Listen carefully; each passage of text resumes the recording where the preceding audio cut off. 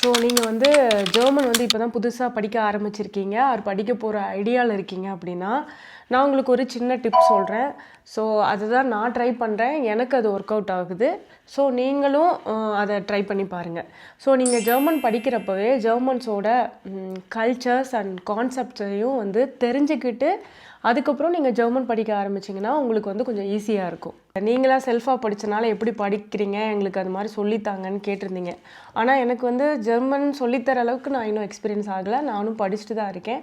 But ஆனால் இப்படிலாம் படித்தா வந்து நம்ம செல்ஃபாகவே அண்ட் வந்து ஈஸியாகவும் ஜெர்மன் படிக்கலாம் அப்படிங்கிற மெத்தட்ஸ் மட்டும் நான் உங்க கூட ஷேர் பண்ணுறேன். அப்கமிங் வீடியோவில் இங்கே ஜெர்மன் கான்செப்ட் அண்ட் வந்து கல்ச்சரை வந்து நான் எனக்கு தெரிஞ்சதை வச்சு நான் ஒவ்வொன்றா வந்து உங்களுக்கு சொல்கிறேன். மேபி அது உங்களுக்கு வந்து ஹெல்ப் பண்ணலாம்.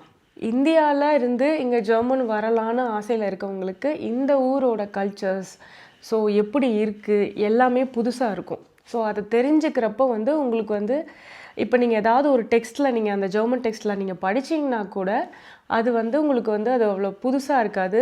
ஸோ அதனால தான் சொல்கிறேன், நீங்கள் ஜெர்மன் கல்ச்சர்ஸ் அண்ட் கான்செப்டை படிச்சுட்டு நீங்கள் அதுக்கப்புறம் படிக்க ஆரம்பிக்கிறீங்க அப்படின்னா உங்களுக்கு அதோட புரிதல் வந்து நல்லாயிருக்கும்.